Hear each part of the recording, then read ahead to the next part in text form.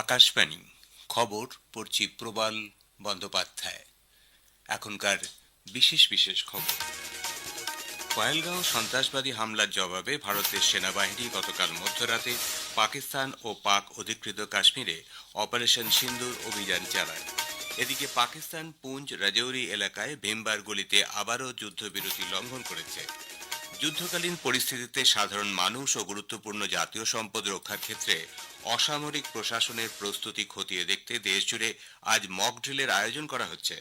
রাজস্থানে পাকিস্তানের আন্তর্জাতিক সীমানা বরাবর ভারতীয় বায়ুসেনার দুদিনের সামরিক মহড়া আজ শুরু হচ্ছে। প্রধানমন্ত্রী নরেন্দ্র মোদী বলেছেন, ভারতের নদীগুলির জল এখন দেশের স্বার্থেই ব্যবহৃত হবে। স্নাতক স্তরে অভিন্ন বিশ্ববিদ্যালয় প্রবেশিকা পরীক্ষা সিইউইটি ইউজি 13ই মে পর্যন্ত স্থগিত করে দেওয়া হয়েছে। আইপিএল ক্রিকেটে গতকাল মুম্বাইয়ে ওয়াংখেড়ে স্টেডিয়ামে বৃষ্টি বিঘ্নিত ম্যাচে গুজরাট টাইটান্স ডাকওয়ার্থ লুইস পদ্ধতিতে 3 উইকেটে মুম্বাই ইন্ডিয়ান্সকে পরাজিত করেছে। আসছে বিস্তারিত খবরে। পহেলগাঁওয়ে সন্ত্রাসবাদী হামলার জবাবে ভারতের সেনাবাহিনী গতকাল মধ্যরাতে পাকিস্তান ও পাক অধিকৃত কাশ্মীরে অপারেশন সিন্দুর অভিযান চালায়। মোট 9টি জায়গা লক্ষ্য করে এই অভিযান চালানো হয় বলে প্রতিরক্ষা মন্ত্রক সূত্রে জানা গেছে। মন্ত্রক আরও জানিয়েছে, কোনো পাকিস্তানি সামরিক ঘাঁটি বা কেন্দ্র এর আঘাতের লক্ষ্যবস্তু ছিল না। যে সমস্ত জায়গায় বসে ভারত জঙ্গি হামলার ছক কষা ও নির্দেশ দেওয়া হয়েছিল সেই সমস্ত স্থানেই মূলত এই অভিযান চলে। সেনাবাহিনীর এই অভিযান কোনোভাবেই প্ররোচনামূলক ছিল না। ভারতীয় সেনারা যথেষ্ট সংযমের পরিচয় দিয়েছে বলে প্রতিরক্ষা মন্ত্রক দাবি করেছে। পহেলগাঁওয়ে নৃশংস জঙ্গি হামলায় যেভাবে 25 জন ভারতীয় একজন নেপালি নাগরিক প্রাণ হারিয়েছেন তার প্রেক্ষিতে এই অভিযান বলে প্রতিরক্ষা মন্ত্রক স্পষ্ট জানিয়েছে।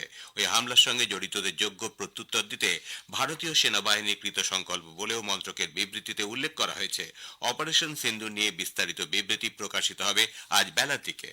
প্রতিরক্ষামন্ত্রী রাজনাথ সিং অপারেশন সিন্দুর অভিযানে সেনাবাহিনীর কৃতিত্বের প্রশংসা করেছেন। এক্স হ্যান্ডেলে এক বার্তায় তিনি বলেছেন, এই অভিযান ভারত মাতা জয়কেই সূচিত করল। উত্তরপ্রদেশের মুখ্যমন্ত্রী যোগী আদিত্যনাথও ভারতীয় সেনাবাহিনীর ভূয়সী প্রশংসা করেছেন। এক্স হ্যান্ডেলে এক বিবৃতিতে তিনি লিখেছেন, জয় হিন্দ কি সেনা। এদিকে পাকিস্তান পুঞ্চ রাজৌরি এলাকায় ভীমবার গলিতে গুলি বর্ষণ করে আবারও যুদ্ধবিরতি চুক্তি লঙ্ঘন করেছে বলে জানিয়েছে ভারতীয় সেনাবাহিনী। সমাজ মাধ্যমে এক পোস্টে ভারতীয় সেনাবাহিনী জানিয়েছে, এই হামলার যথাযথভাবে জবাব দিচ্ছে সেনারা। যুদ্ধকালীন পরিস্থিতিতে সাধারণ মানুষ ও গুরুত্বপূর্ণ জাতীয় সম্পদ রক্ষার ক্ষেত্রে অসামরিক প্রশাসনের প্রস্তুতি খতিয়ে দেখতে দেশ জুড়ে আজ মক ড্রিলের আয়োজন করা হচ্ছে। কেন্দ্রীয় স্বরাষ্ট্র মন্ত্রকের নির্দেশে সারা দেশে 259টি স্থানে এই মক ড্রিল বা মহড়ার আয়োজন করা হবে। পশ্চিমবঙ্গে কলকাতা সহ মোট 31টি জায়গায় মহড়া দেয়া হবে। সরকারি সূত্রে জানা গেছে, কেন্দ্রীয় সরকারের নির্দেশ মতো এ রাজ্যে আগামী 7 দিন ধরে ধাপে ধাপে মক ড্রিলের আয়োজন করা হবে। অসামরিক প্রতিরক্ষা নিরাপত্তা বিভাগের কর্মীরা ছাড়াও সাধারণ নাগরিক ও স্কুল পড়ুয়াদেরও মহড়ায় সামিল করা হবে। এজন্য রাজ্য সরকার বিস্তারিত পরিকল্পনা তৈরি করেছে, যা চূড়ান্ত হওয়ার পরে সকলকেই জানিয়ে দেওয়া হবে বলে প্রশাসনিক সূত্রে জানা গিয়েছে।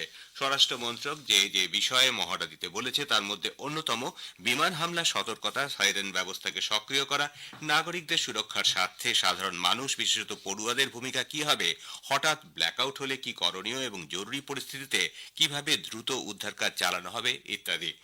মক ড্রিলের প্রস্তুতি নিয়ে কেন্দ্রীয় স্বরাষ্ট্র সচিব গোবিন্দ মোহন রাজ্যের প্রতিনিধিদের সঙ্গে গতকাল বৈঠক করেন।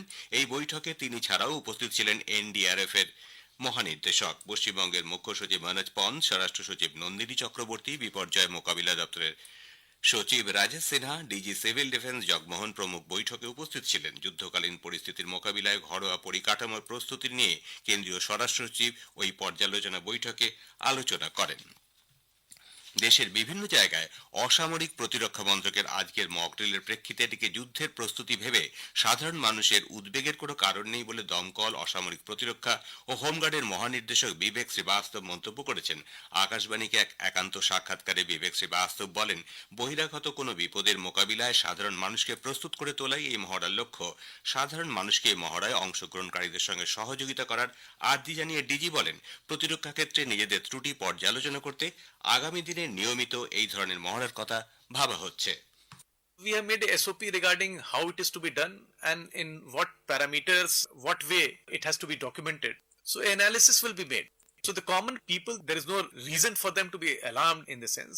It is a preparatory exercise. They should actually give their wholehearted cooperation from whatever instructions they receive from CD volunteers or from the controller of civil defense, who is the district magistrate. So it is an exercise on strengthening yourself to counter a external threat and know what are the drills to be followed depending upon what threat you are likely to encounter in your given area. রাজস্থানে পাকিস্তানের আন্তর্জাতিক সীমানা বরাবর ভারতীয় বায়ুসেনার দুদিনের সামরিক মহড়া আজ শুরু হচ্ছে। বিকেল 3:30 এই মহড়া শুরু হবে, চলবে বৃহস্পতিবার রাত 9:30 পর্যন্ত। ওই সময় ওই এলাকায় বিমান চলাচল নিয়ন্ত্রিত করার নির্দেশিকা জারি হয়েছে। বিমানবন্দর কর্তৃপক্ষ এএআই এর পক্ষ থেকে এ সংক্রান্ত বিজ্ঞপ্তি বা নোটাম জারি করা হয়েছে। পহেলগামে সন্ত্রাসবাদী হামলার পরিপ্রেক্ষিতে একাধিক উচ্চ পর্যায়ের বৈঠকের অংশ হিসেবে জাতীয় নিরাপত্তা উপদেষ্টা অজিত দোভাল গতকাল প্রধানমন্ত্রী নরেন্দ্র মোদীর সঙ্গে এক বৈঠকে মিলিত হন। প্রতিরক্ষা সচিব রাজেশ কুমার সিং প্রধানমন্ত্রীর সঙ্গে সাক্ষাৎ করেন। এর আগে বিমান বাহিনীর প্রধান air chief marshal Amarpreet Singh Shri মোদীর সঙ্গে এক গুরুত্বপূর্ণ বৈঠকে মিলিত হন। রাষ্ট্রসংঘের নিরাপত্তা পরিষদের রুদ্ধদ্বার বৈঠকে পহেলগাঁও সন্ত্রাসবাদী হামলায় 26 জন সাধারণ নাগরিকের হত্যার প্রেক্ষিতে পাকিস্তানের ভূমিকায় সংশয় প্রকাশ করা হয়েছে। ভারত ও পাকিস্তানের মধ্যে উত্তেজনার প্রশমনের লক্ষ্যে এই বৈঠক বসে। খবর শুনছেন আকাশবাণী থেকে। আমাদের সংবাদ শোনা যাবে ইউটিউব চ্যানেল আকাশবাণী সংবাদ বাংলা, ফেসবুক ও ইনস্টাগ্রাম আকাশবাণী সংবাদ কলকাতা এবং এক্স হ্যান্ডেল এআইআর নিউজ কলকাতাতে। প্রধানমন্ত্রী নরেন্দ্র মোদী বলেছেন, ভারতের নদীগুলির জল এখন দেশের স্বার্থেই ব্যবহৃত হবে। নতুন দিল্লিতে গতকাল একটি বেসরকারি টিভি চ্যানেলকে দেয়া এক সাক্ষাৎকারে শ্রী মোদী বলেন, এতদিন ভারতের নদীগুলির জল বেশিরভাগ বাইরে চলে যেত, দেশের স্বার্থে তা তেমনভাবে কাজে লাগানো যেত না, কিন্তু এখন তা আর হবে না। দেশের স্বার্থেই দেশের কাজেই তা ব্যবহার করা হবে।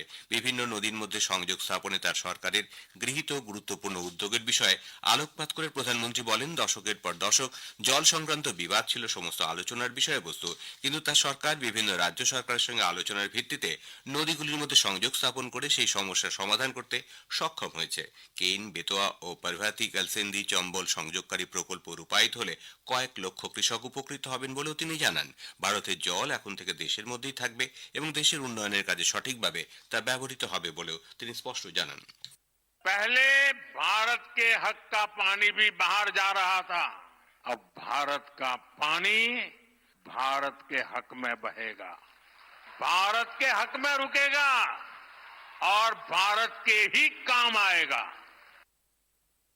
প্রধানমন্ত্রী আরো বলেন, দেশ এখন বাণিজ্য ও বিনিয়োগের ক্ষেত্রে এক সম্ভাবনাপূর্ণ দিশায় এগিয়ে চলেছে এবং অচিরেই তা পরিণত হবে বাণিজ্যিক হাবে। ওই সাক্ষাৎকারে শ্রী মোদী ভারত ও ব্রিটেনের মধ্যে মুক্ত বাণিজ্য চুক্তির প্রশংসা করেন। এই চুক্তি ভারতীয়দের ব্যবসা এবং ক্ষুদ্র, অতি ক্ষুদ্র ও মাঝারি শিল্পক্ষেত্রে এমএসএমইতে কর্মসংস্থানের সুযোগ বৃদ্ধি করবে বলেও প্রত্যয় ব্যক্ত করেন তিনি।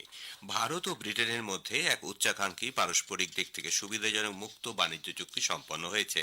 সেই সঙ্গে সম্পন্ন হয়েছে দ্বৈত অবদান সম্পর্কিত কনভেনশন। দু দেশের সম্পর্কের ক্ষেত্রে এটি একটি ঐতিহাসিক মাইল ফলক। জার্মানির কনজারভেটিভ নেতা ফ্রেডরিচ মার্চ সেদেশের সংসদের নিম্নকক্ষে দ্বিতীয় রাউন্ডের ভোটে সংখ্যাগরিষ্ঠতা লাভ করে সেদেশের নতুন চ্যান্সেলর হয়েছেন। প্রধানমন্ত্রী Narendra Modi federal chancellor of জার্মানির ফ্রেডরিচ মেজরকে তার নতুন দায়িত্বভার গ্রহণের পর অভিনন্দন জানিয়েছেন। সামাজিক মাধ্যমে এক পোস্টে শ্রী মোদী বলেন, তিনি ফ্রেডরিচ মেজরের সঙ্গে কাজ করার জন্য উন্মুখ। আগামী দিনে ভারত জার্মানি কৌশলগত অংশীদারিত্ব আরও প্রসারিত হবে বলে শ্রী মোদী ওই পোস্টে আশা প্রকাশ করেন। স্নাতক স্তরে অভিন্ন বিশ্ববিদ্যালয় প্রবেশিকা পরীক্ষা সিইউইটি ইউজি 13 মে পর্যন্ত স্থগিত করে দেওয়া হয়েছে। ন্যাশনাল টেস্টিং এজেন্সি এনটিএ গত রাতে এই ঘোষণা করে। এই পরীক্ষা আগামীকাল শুরু হওয়ার কথা ছিল। এনটিএ জানিয়েছে আজ সিটি ইন্টিমেশন স্লিপ পাঠানো হবে। উল্লেখ্য, এবছর অভিন্ন বিশ্ববিদ্যালয় প্রবেশিকা পরীক্ষায় রেকর্ড সংখ্যক 13.5 লক্ষ আবেদনকারী রয়েছেন। অসমে দ্বিতীয় পর্যায়ে পঞ্চায়েত নির্বাচনে আজ রাজ্যের মধ্য ও পশ্চিমাঞ্চলের 13টি জেলায় ভোট নেওয়া হবে। সকাল 7:30 থেকে বিকেল 4:30 পর্যন্ত 12,130টি ভোট কেন্দ্রে ভোট পর্ব চলবে। ইডেনে আইপিএল ক্রিকেটের গুরুত্বপূর্ণ ম্যাচে কলকাতা নাইট রাইডার্স আর চেন্নাই সুপার কিংসের মুখোমুখি হবে। খেলা শুরু হবে সন্ধ্যে 7:30টায়। প্লে অফের লড়াইয়ে থাকতে হলে কেকেআরকে বাকি 3টি ম্যাচ জিততেই হবে। সেক্ষেত্রে কলকাতা দলের পয়েন্ট হবে 17। তবে প্লে অফে জায়গা নিশ্চিত করতে অন্য ম্যাচের ফলাফলের উপর নির্ভর করতে হবে। আইপিএল ক্রিকেটে গতকাল মুম্বাইয়ের ওয়াংখেড়ে স্টেডিয়ামে বৃষ্টি বিঘ্নিত ম্যাচে গুজরাট টাইটান্স ডাকওয়ার্থ লুইস পদ্ধতিতে 3 উইকেটে মুম্বাই ইন্ডিয়ান্সকে পরাজিত করেছে। নতুন দিল্লিতে খেলো ইন্ডিয়া যুব গেমসে মহারাষ্ট্র 6টি সোনা সহ 19টি পদক জিতে তালিকার শীর্ষস্থানে রয়েছে। শেষ করার আগে বিশেষ বিশেষ খবরের কিছু অংশ আবার পড়ছি।